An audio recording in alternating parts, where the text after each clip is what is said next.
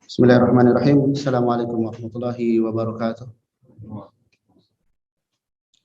Alhamdulillahirabbil alamin. Shalatu wassalamu ala nabiyyina Muhammadin khatamil anbiya'i wal mursalin wa ala alihi wa ashabihi wa man tabi'ahum bi ihsanin ila yaumiddin. Amma ba'd. Ya ayyuhalladzina amanu taqullaha haqqa tuqatih wa la tamutunna illa wa antum muslimun. Ya ayyuhalladzina amanu taqullaha wa qulu qawlan sadida yuslih lakum a'malakum wa yaghfir lakum dzunubakum wa may yuti'illaha wa rasulahu faqad faza fawzan 'azima. Amma ba'd.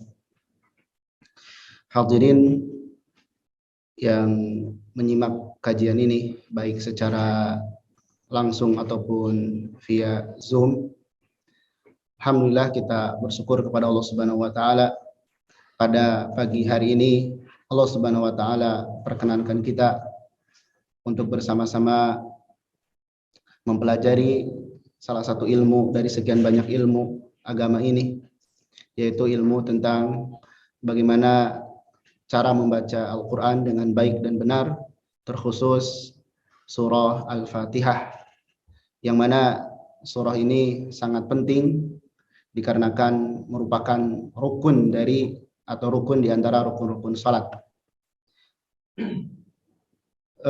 Saya bersyukur dan berbahagia pada kesempatan ini bisa bermajelis di tempat ini, kemudian juga bisa bermajelis bersama yang menyimak. Maka sepantasnya kita bersyukur kepada Allah atas nikmat-nikmat ini. Kemudian tidak lupa juga saya berterima kasih kepada segenap panitia, terkhusus sekolah Amr Ibn Dinar atas atensinya sehingga menjadi sebab acara ini bisa terselenggara. Kemudian kepada yang menyimak baik secara offline ataupun online, semoga Allah Subhanahu wa taala memberikan kita taufik hidayah agar kita mendapatkan ilmu yang bermanfaat dari apa yang kita pelajari sekarang. Perlu diketahui bahwasanya kita berkumpul di sebuah majelis dalam rangka mempelajari ayat-ayat Allah Subhanahu wa taala, membaca ayat-ayat Allah Subhanahu wa taala adalah hal yang sangat mulia. Nabi Shallallahu alaihi wasallam menyebutkan bahwasanya tidaklah suatu kaum berkumpul di masjid atau di majelis membaca Al-Quran kemudian mempelajarinya, maka akan turun rahmat dari Allah, akan diliputi oleh malaikat, akan turun ketenangan, kemudian Allah akan sebutkan, akan Allah banggakan di hadapan makhluknya. Ini nikmat yang luar biasa yang tidak akan diperoleh oleh selainnya. Apalagi kita berjalan menuntut ilmu, berjalan menuju majelis ilmu, dengannya Allah akan memudahkan kita jalan menuju surga. Dan seorang yang belajar atau mempelajari Al-Quran adalah sebaik-baik manusia. Nabi SAW menyebutkan, khairukum man ta'allama al-Qur'ana wa 'allamah. Sebaik-baik kalian adalah orang yang mempelajari Al-Quran dan mengajarkannya. Yang dimaksud mempelajari dan mengajarkan Al-Quran meliputi dua hal. Yang pertama, mempelajari lafadznya, yakni bacanya. Kemudian yang kedua, mempelajari maknanya.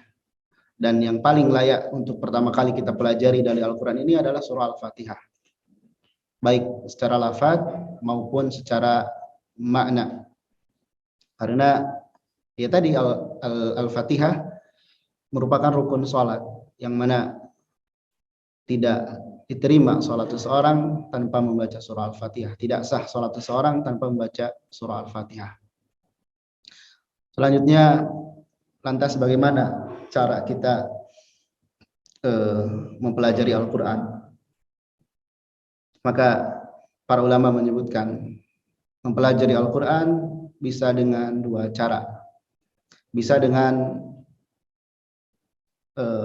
praktik, ya, atau yang disebut dengan tatbik, yaitu dengan kita belajar langsung kepada seorang guru dan kita mendengarkan contoh bacaan dari guru tersebut, atau kita membacakan dan guru tersebut membetulkan bacaan kita.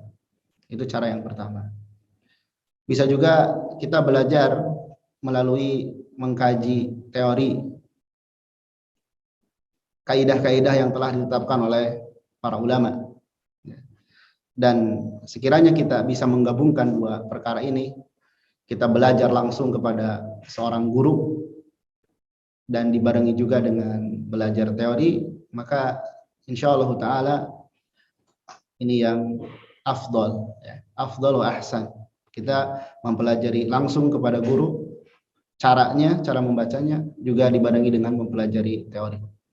Dan insyaallah salah satu teori yang akan kita pelajari pada kesempatan ini adalah Manzumah Nazam At-Tanbihat Al-Wadihah di Tilawati Suratil Fatihah. Kalau secara makna yaitu peringatan-peringatan yang jelas bagaimana cara membaca surah Al-Fatihah. Jadi nanti akan dibawakan kesalahan-kesalahan apa saja yang harus dihindari ketika seseorang itu membaca surah Al-Fatihah. Dan tentu selain nazam ini, selain manzumah ini, masih banyak buku-buku yang lain. Ya, masih banyak buku-buku yang lain yang membahas tentang tajwid. Baik. Sebelum kita masuk ke pembahasan buku ini, ada beberapa hal yang hendaknya diketahui, ya.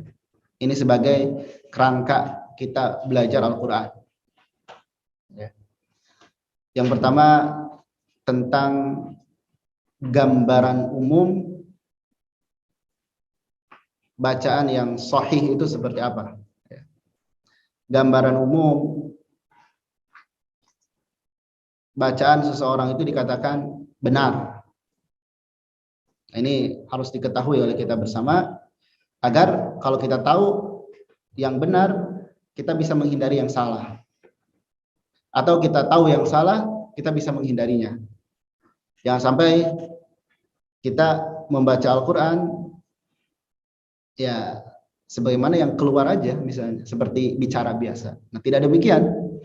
Membaca Al-Qur'an itu ada aturannya. Nabi SAW menyebutkan Iqra'ul Qur'an kama ulimtum. Bacalah Al-Qur'an sebagaimana kalian diajari Al-Qur'an. Artinya membaca Al-Qur'an itu ada kaidahnya, ada tata caranya, ya. Maka dari teori-teori yang ada, kemudian dari praktik-praktik yang dipraktikkan oleh para ulama yang diajarkan, bacaan Al-Qur'an yang sahih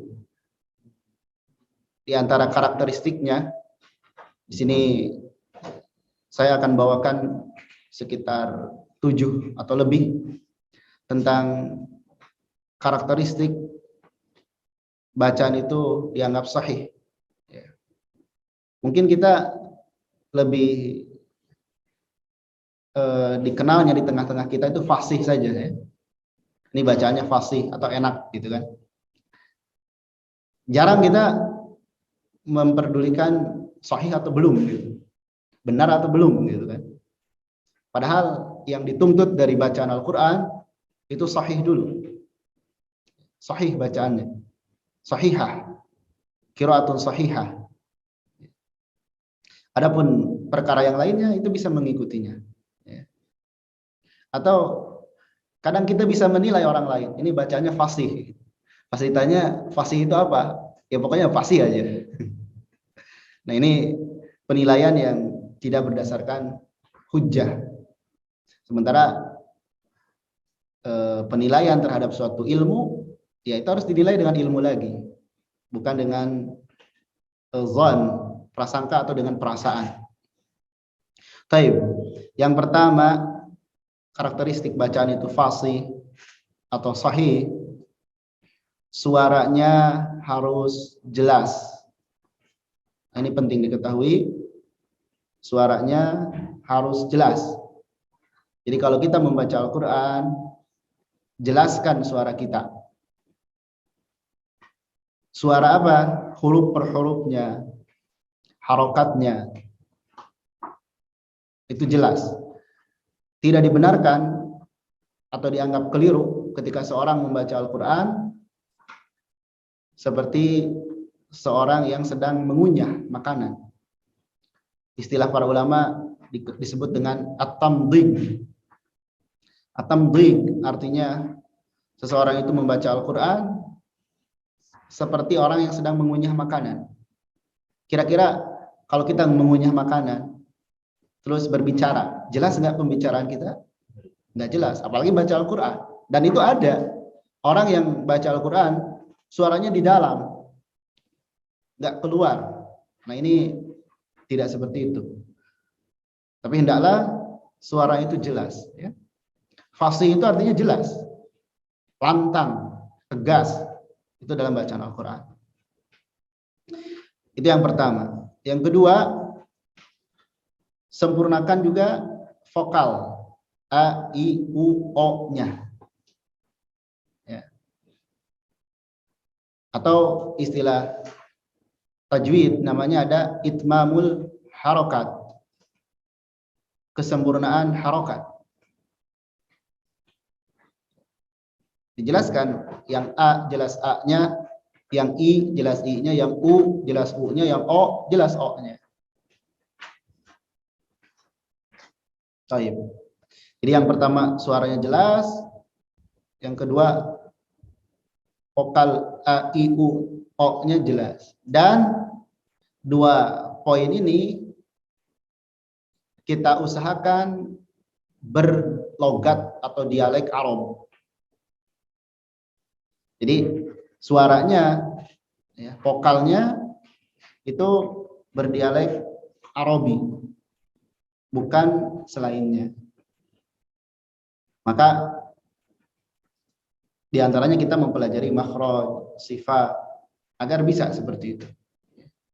Tapi walaupun ada seseorang yang belum bisa secara teori makhraj dan sifat, tapi dicontohkan oleh guru yang benar, itu bisa baca Quran. Umpamanya anak kecil, ya, atau orang yang sudah lanjut usia. Kalau diajarkan teori, mungkin bingung. Ya, huruf dod itu seperti ini, bingung. Tapi bisa jadi ketika seorang guru itu mencontohkan bagaimana bunyinya, dia bisa. Dan itu sah seperti itu. Ya.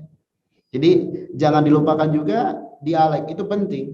Nggak cukup kita tahu makhraj atau sifat, tapi dialeknya masih seperti ya logat kita Indonesia atau Sunda atau Betawi. Seperti jangankan bahasa Arab atau bahasa Al-Quran, bahasa Inggris saja itu ada namanya apa? Nah itu, ya.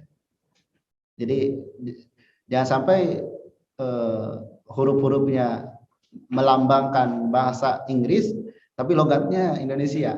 Nanti nggak elok namanya itu. Terdengarnya nggak elok.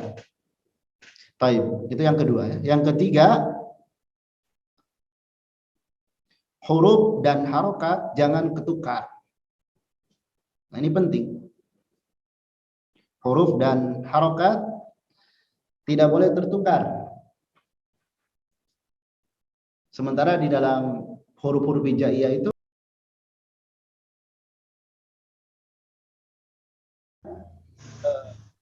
putaran itu aja. Makanya mukadimah ini jadi kunci. Kalau ini sudah paham, nanti pas masuk bahasan kita, itu insya Allah terang, jelas itu insya Allah. Ya. Jadi perhatikan tebal tipis. Dan ini nggak bisa dengan kita belajar otodidak. Dari mana kita tahu bisa ngukur ini tebal ini tipis? Nggak bisa. Kecuali diperdengarkan. Ya.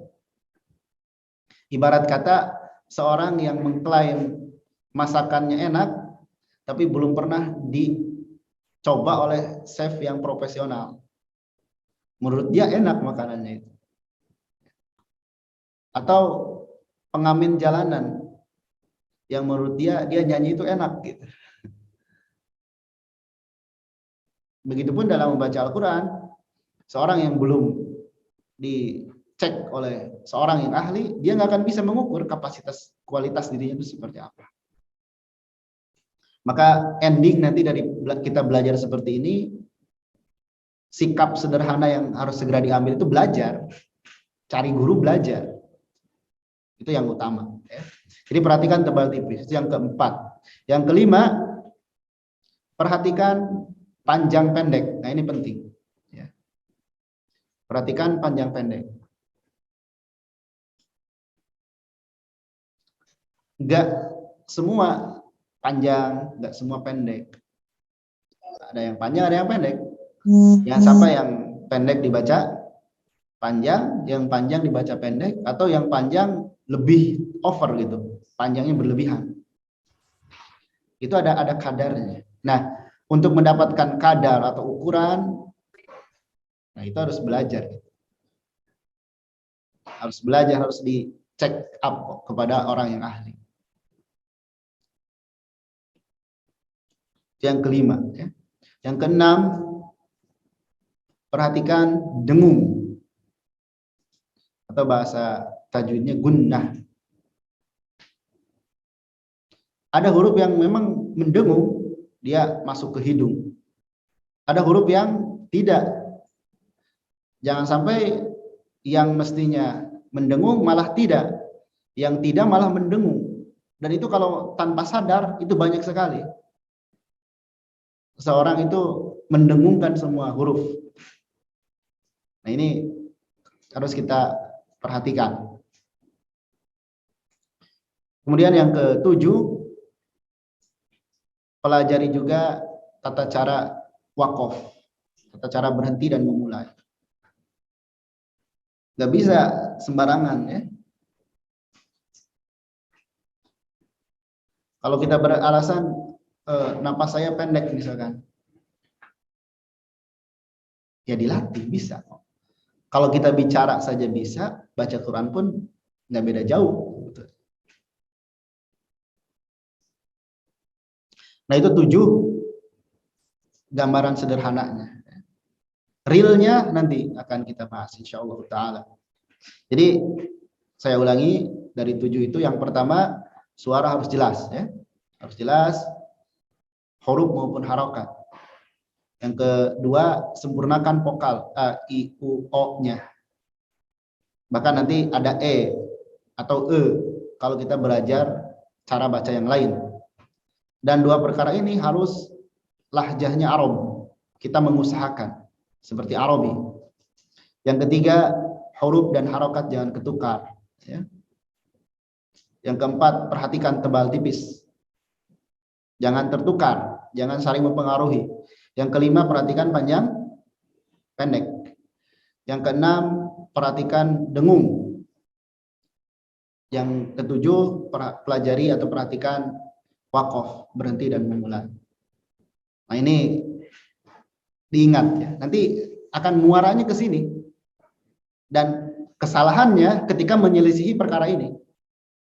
Misalkan huruf nggak jelas, harokat ketukar, yang tebal jadi tipis, yang tipis jadi tebal. Nanti kesalahannya seputar itu aja. Yang panjang dipendekin itu nggak boleh. Ya. Maka para ulama menyebutkan di antara tujuan belajar tajwid, tujuan utama kan kita dapat pahala ya. Karena membaca satu huruf Al-Qur'an itu mendapat 10 kebaikan.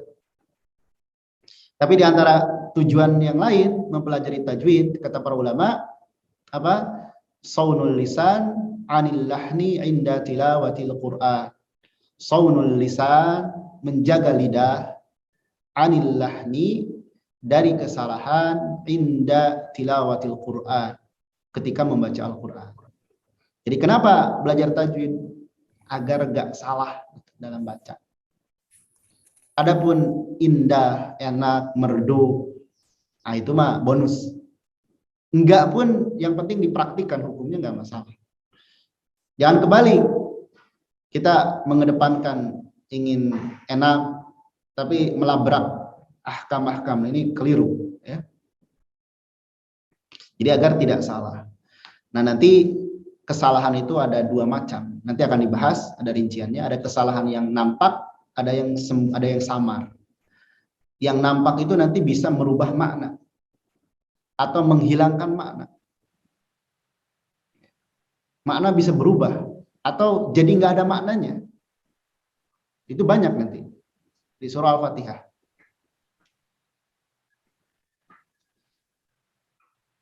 Kemudian bagaimana agar kita bisa fasih? Jelas yang pertama kita berdoa kepada Allah. Karena di dalam Al-Quran disebutkan Ar-Rahman 'allamal Quran. Ar-Rahman Allah Subhanahu wa taala. Allah lah yang mengajari Al-Quran. Jadi kita berdoa kepada Allah. Allah yang memunculkan suara dari pita suara kita. Allah yang menggerakkan lidah kita. Kita minta tolong kepada Allah agar Allah memberikan taufik untuk supaya kita bisa. Setelah berdoa, ya kita serius belajar. Cari guru yang ahli. Kita belajar. Dan jangan malu gitu. Ini biasanya ada yang atau banyak nih yang malu. Aduh, masa nih saya udah usia gini belajar Iqra lagi. Ingat hadis yang menyebutkan khairukum man ta'allama al-Qur'an wa 'allama, itu nggak ada batas usia. Sebaik-baik kalian adalah yang belajar atau mengajar. Usia berapapun sama, masuk ke dalam hadis itu. Kalau kita niatnya lillah karena Allah, nggak ada urusannya malu. Saya belajar dan saya ingin mendapatkan keutamaan sebaik-baik manusia. Atau mengajar. Orang yang mengajar dari dulu mengajari Iqra, masalah. Karena sebagian orang mengajar Al-Quran tuh harus daurah seperti ini gitu. Baru mengajar. Padahal bisa jadi orang yang mengajari Al-Quran di pelosok, mengajari Iqra, ya, mengajari dari hal dasar dengan ikhlas, bisa jadi pahalanya lebih besar. Kadang kita ini masih sibuk dengan penilaian manusia, sibuk dengan gengsi dan sebagainya. Itu hilangkan kalau kita ingin pahala, hilangkan.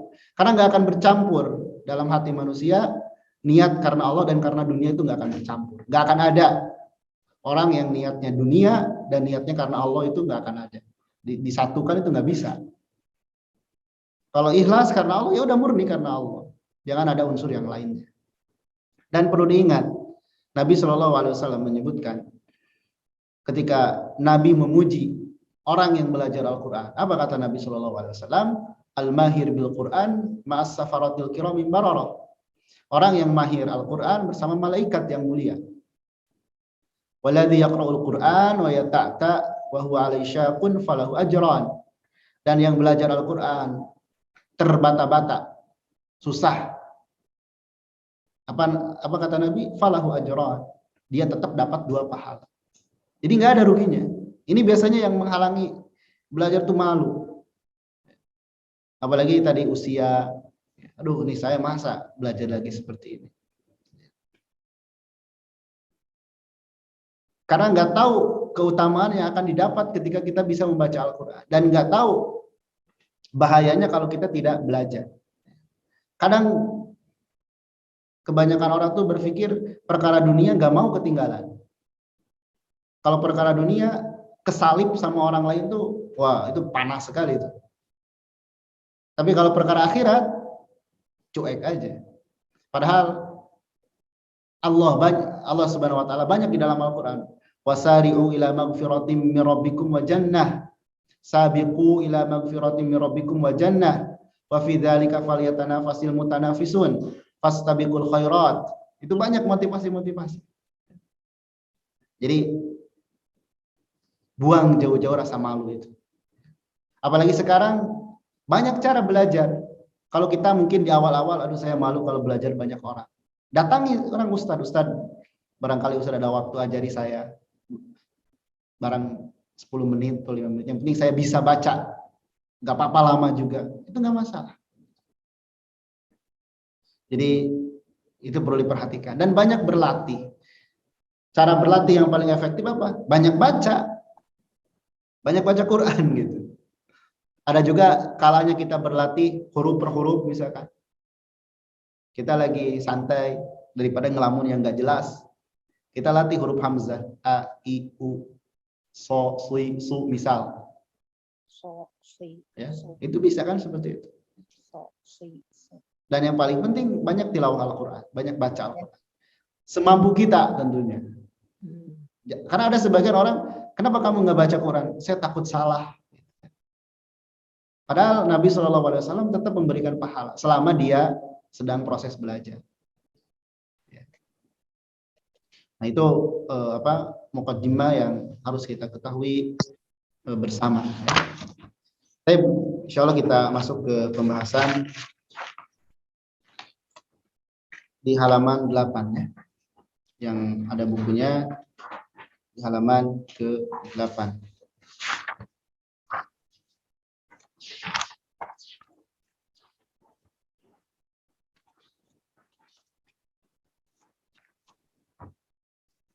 Baik. Di sini baru terjemah secara makna ya. Nanti untuk penjelasan di sana ada catatan yang dikosongkan, bisa dicatat di sana ya. Bismillahirrahmanirrahim. Qala an-nazim hafizahullahu taala, ahmadu man asbagha lil insani min fadlihi tilawatal Qur'an. Musalliyan 'alan nabi wal ali khairu murattilin wa khairu tali. Kata penulis, aku memuji Allah Subhanahu wa taala yang telah menyempurnakan nikmatnya bagi manusia dari karunia-Nya, yakni berupa tilawah Al-Qur'an. Di sini kita bisa lihat di antara nikmat yang Allah berikan kepada kita, kita diberikan taufik, diberikan kemampuan untuk membaca Al-Quran. Itu nikmat. Orang kan berpikir nikmat itu ya materi yang nampak. Harta yang melimpah, jabatan yang tinggi, karir yang mulus. Ya, betul itu nikmat. Tapi nikmat ketika kita bisa membaca Al-Quran itu nikmat yang paling besar. Kita mampu sehari membaca Al-Quran rutin, bahkan misal kita selalu menghatamkan setiap bulan, itu nikmat. Dan itu lebih baik daripada dunia dan seisinya.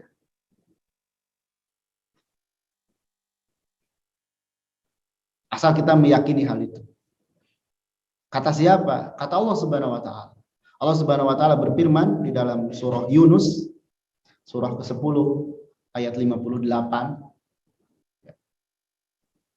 Qul bi fadlillahi wa bi rahmatihi fa bidzalika falyafrahu wa khairum mimma yajma'un.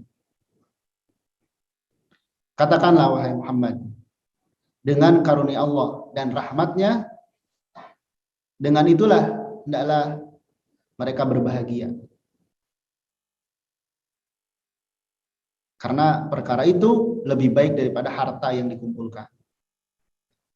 Jadi dengan karunia Allah dan rahmatnya. Ini banyak tafsirnya. Ada yang menyebutkan itu Islam, karunia Allah itu. Rahmat Allah itu diutusnya Nabi SAW. Karunia Allah itu Al-Quran. Rahmat Allah itu kita dijadikan terhadap Al-Quran.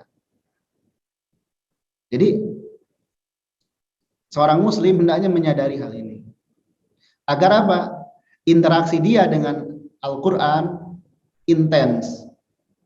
Terkadang seorang malas membaca, gak mau membaca, karena gak tahu keutamaannya. Terus menganggap nikmat itu harus kontan. Enggak. Misal, seorang itu baca Al-Quran, tiba-tiba hidupnya jadi gimana? Ya.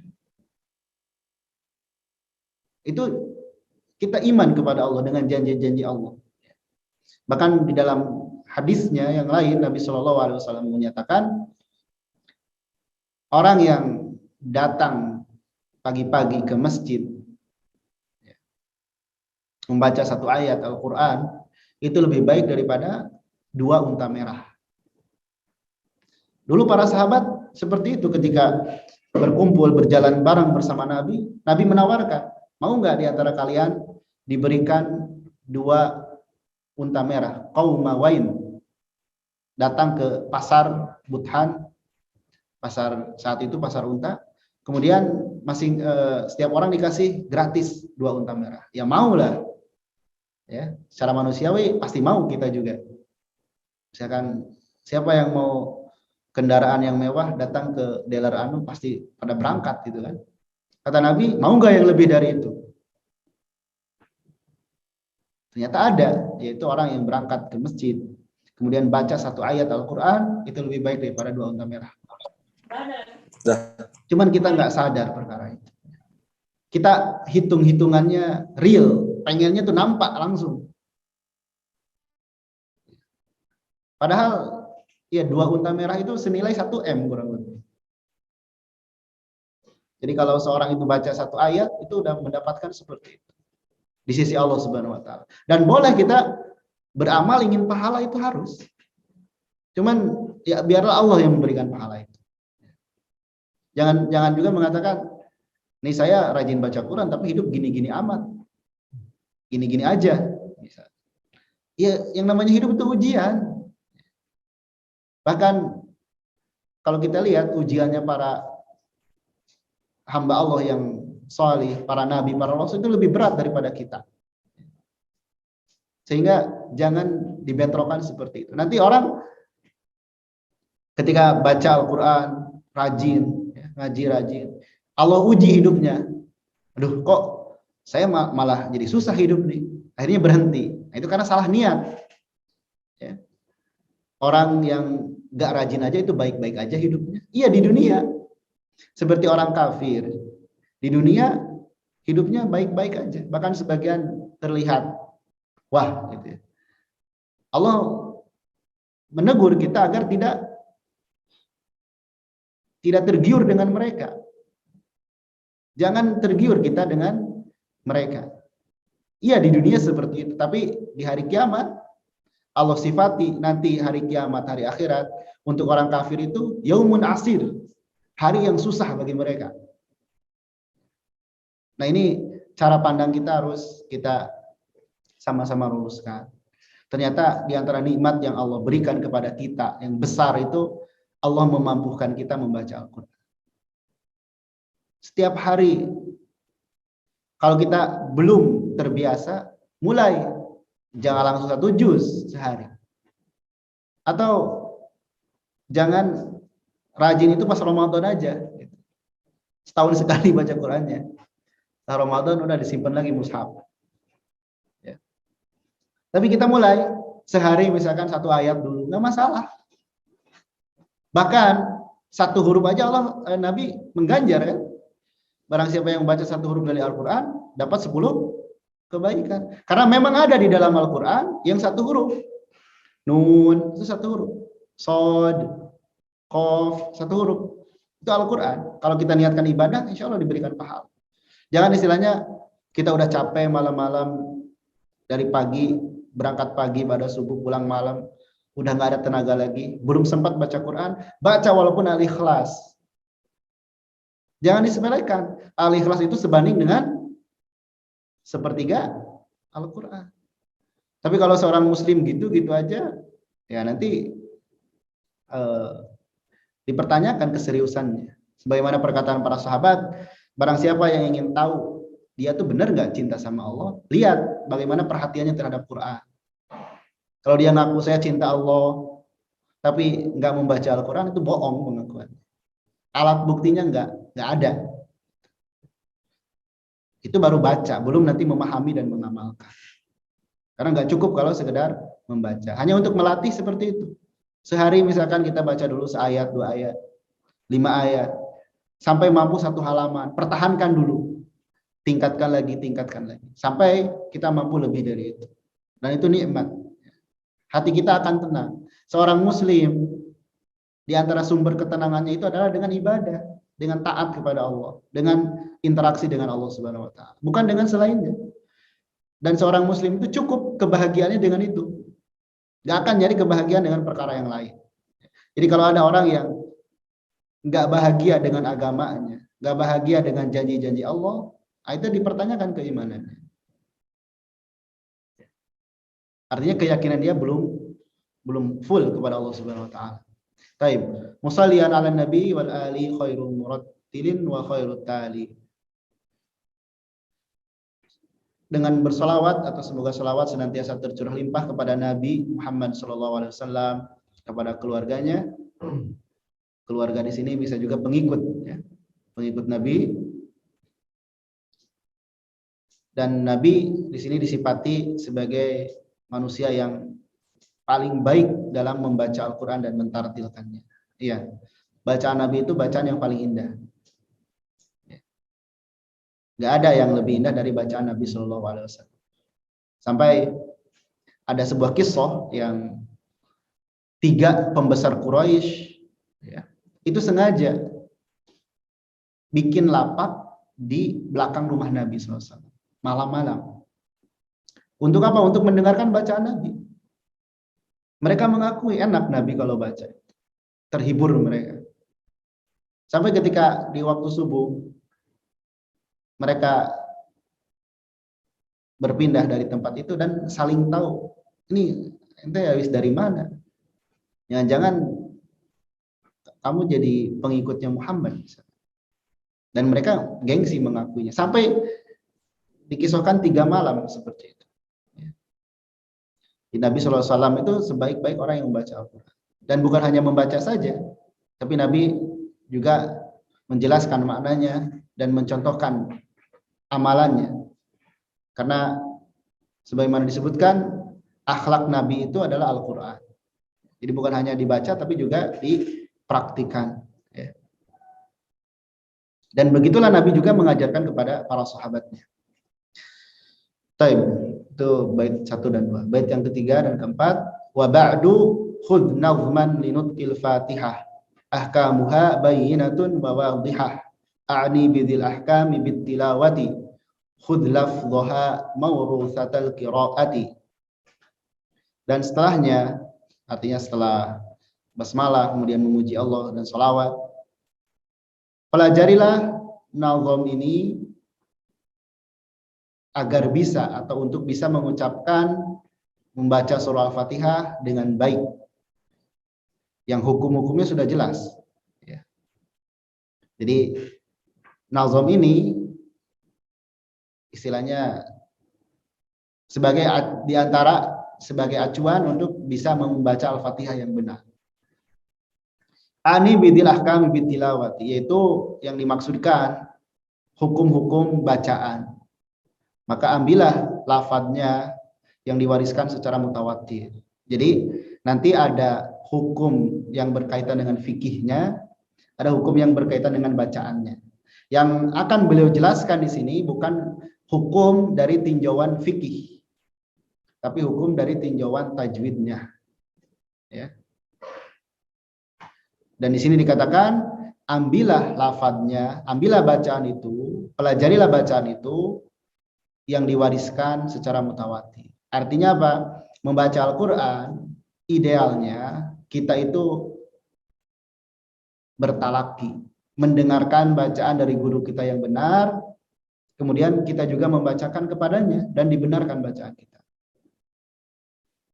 Jangan sekedar mendengarkan saja, misalkan mendengarkan rekaman masyaikh terus kita ikuti, terus kita merasa kayaknya udah sama nih, terus langsung aja ya udah berarti bacaan saya udah benar, udah sama dengan Syekh Fulan misalkan. Nah nggak demikian, harus dicek, ya harus dicek. Baik. Idh wajibun qalu minal a'yani. Bait selanjutnya ya. Ma'rifatut tajwidi lil Qur'ani atau lil Qur'ani. La siyama Fatihatul ayati. Fallahnu fiha yubtilus salati. Maka dengan demikian para ulama berpendapat bahwasanya wajib bagi setiap orang mengetahui praktik bacaan Al-Quran yang benar, mengetahui tajwid, terutama surah Al-Fatihah, karena melakukan kesalahan padanya terancam akan membatalkan sholat. Ini jadi tajwid itu nanti harus dibedakan Ada tajwid teori, ada tajwid praktik. Ya. Tajwid teori yaitu teori yang berupa kaidah-kaidah. Praktik itu bacaannya itu sendiri. Dan para ulama tajwid menghukumi mempraktikkan bacaan itu hukumnya wajib. Adapun ya secara keseluruhan di dalam syariat membaca Al-Quran dengan tajwid itu dianjurkan, sangat dianjurkan. Nanti kalau melakukan kesalahan, ya, dilihat sebabnya apa. Nah, di sini dikatakan juga terutama surah Al-Fatihah. Karena melakukan kesalahan dalam surah Al-Fatihah itu terancam membatalkan sholat. Ya. Karena rukun kan. Nah, di sini perlu diketahui dulu kesalahan itu apa sehingga kok bisa sampai membatalkan sholat. Maka para ulama menjelaskan kesalahan itu ada dua, ada yang nampak, ada yang samar.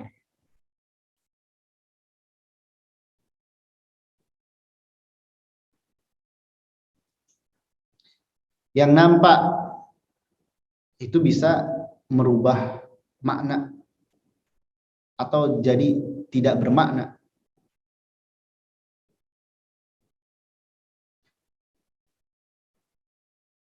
Seperti apa? Yang pertama, mengubah huruf. Ya. Ini mengubah huruf bisa berubah makna.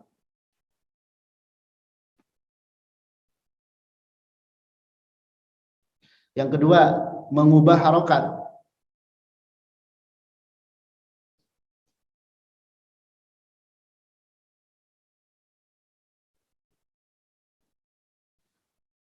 Yang ketiga, menambah atau mengurangi huruf.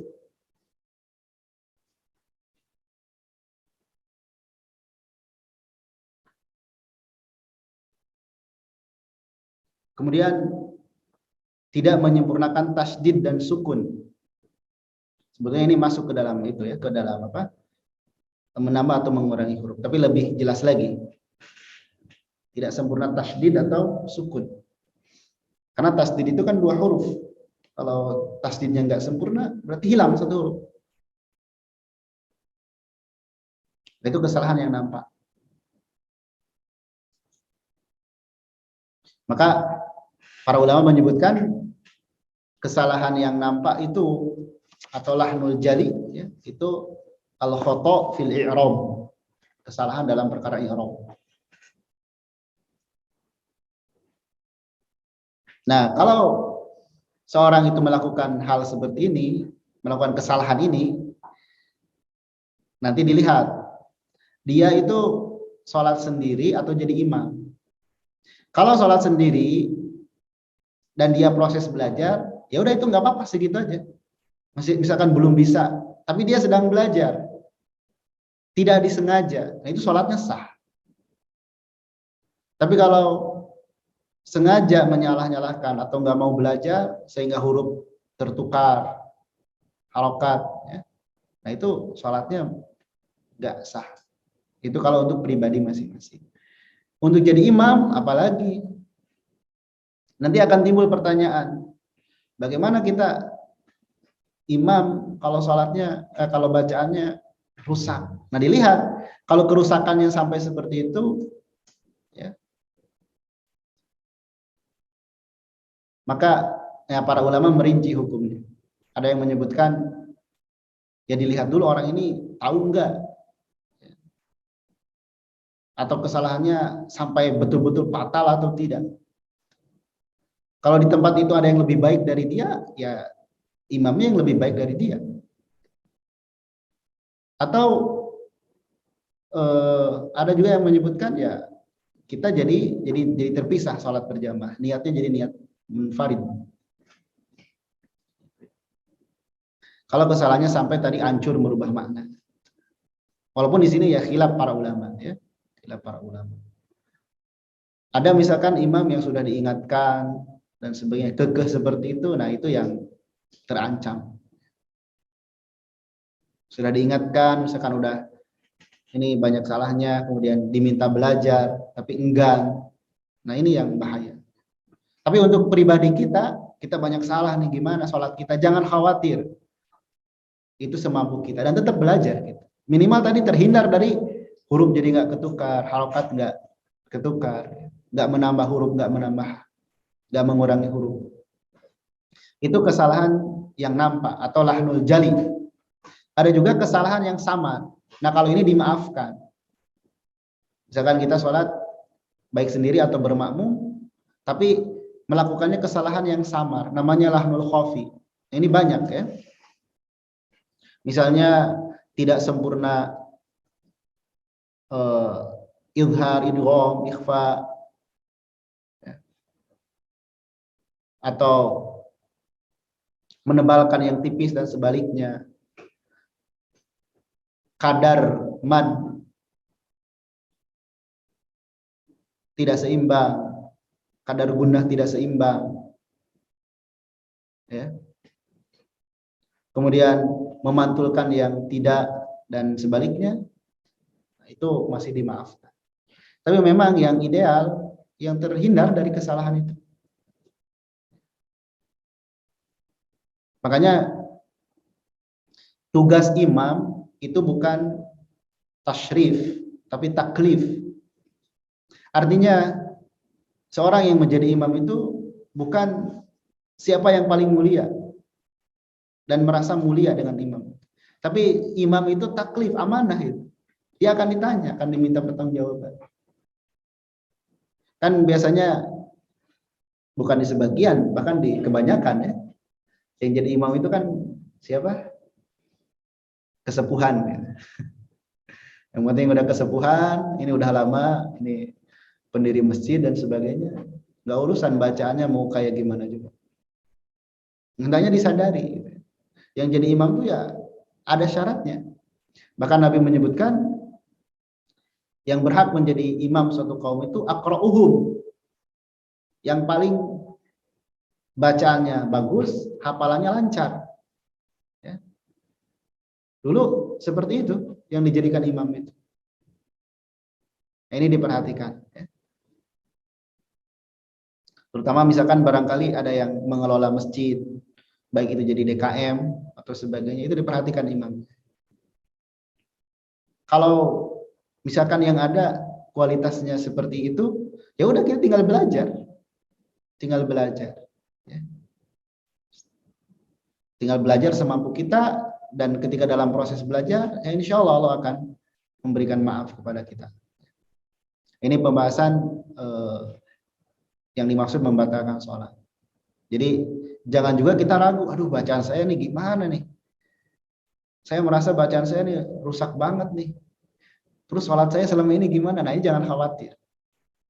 Selama kita berusaha dan kita belajar, itu insya Allah tetap sah.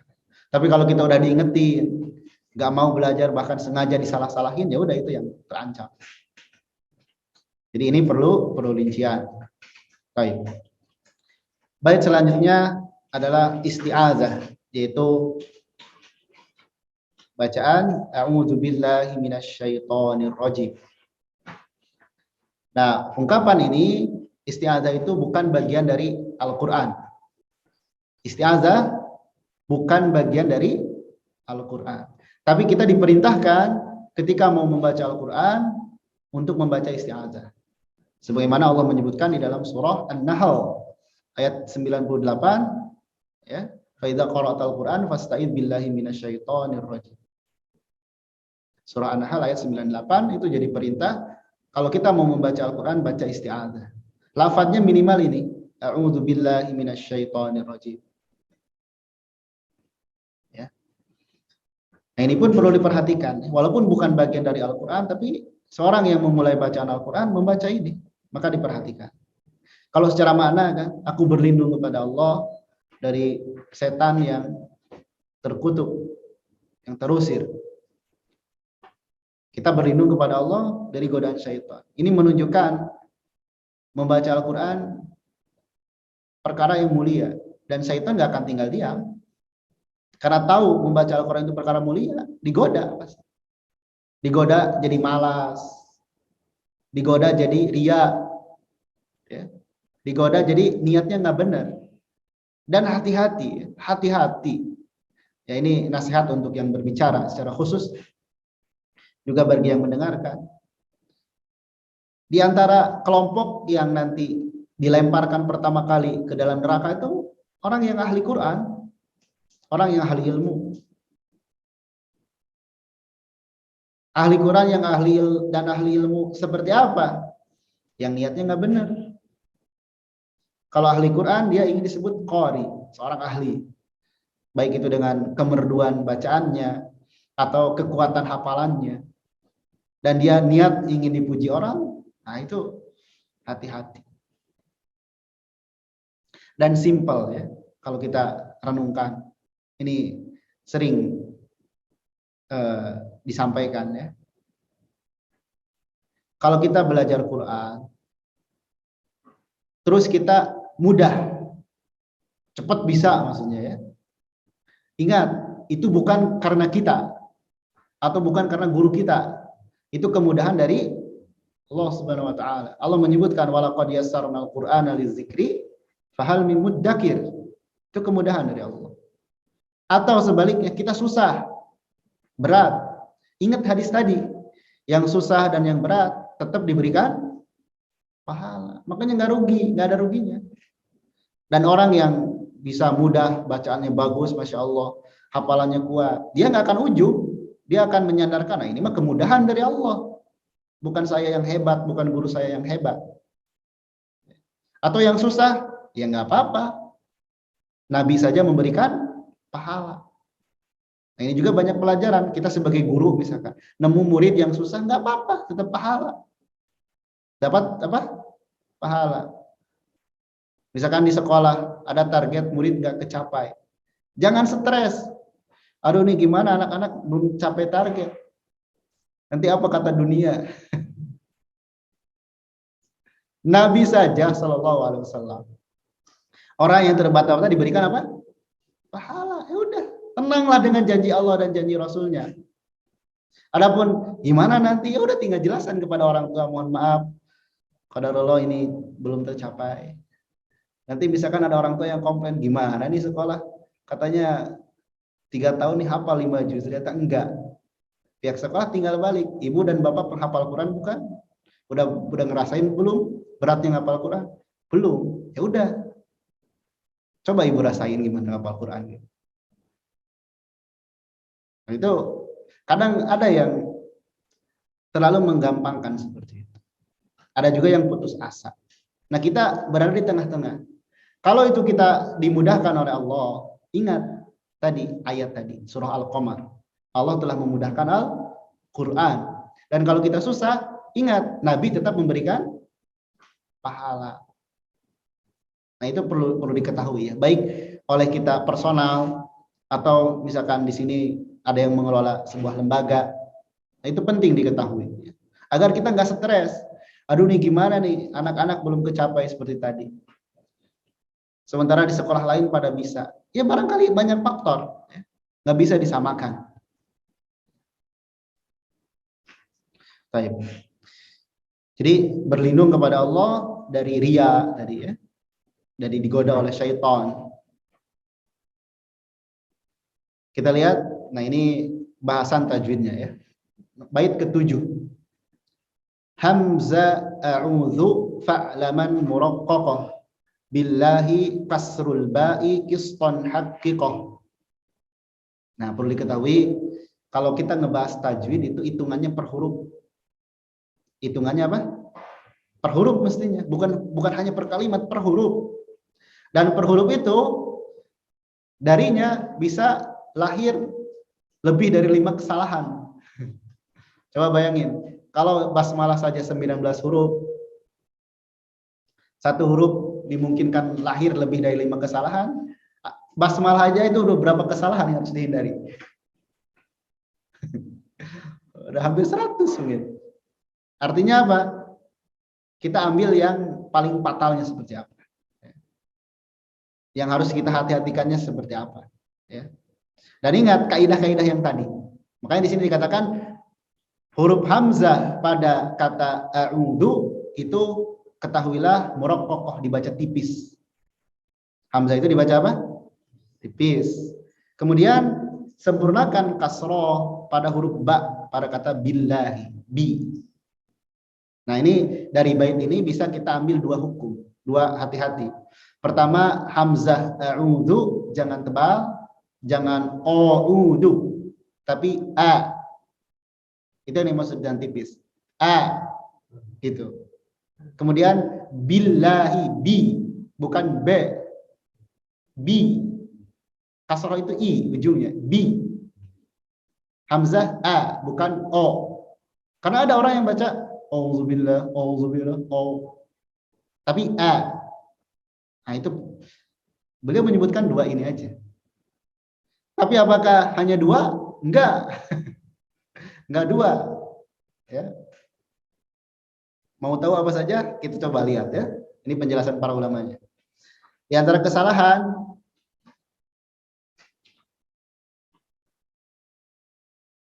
yaitu membaca hamzah tadi ya, tebal atau imalah. Jadi eudu, Jangan juga jadi namanya imalah. Hati-hati itu. Kemudian jangan memanjangkan hamzah. A'udzu. Jangan dipanjangkan. Hamzah di sini panjang atau pendek? Pendek. Jangan a'udzu billahi. A'udzu billah. Jangan dipanjangkan. Tapi langsung a'udzu. Ya. Baik. Kemudian selanjutnya hati-hati juga berlebihan terhadap ain atau menghilangkannya. Ain yang dhammah. Berlebihan seperti apa? A'udzu. Di takalluf namanya. Atau hilang ainnya. A'udzu. Jadi waw. Tapi ucapkanlah ain itu dengan proporsional. Ain itu dengan proporsional. Ya. Coba kita, nah ini sambil tatbik ya, sambil praktik. Jadi nanti yang hadir di sini bisa ikuti atau yang menyimak di Zoom pun silakan bisa diikuti. Mau di reset dulu Zoom-nya apa ya? Ah gitu. Tapi lanjut aja di sini apa? Berarti yang di Zoom keluar. Sebentar. Oh ya, ini yang menyimak di Zoom ada perbaikan teknis dulu ya. Kalau nanti terjeda nanti bisa bergabung kembali.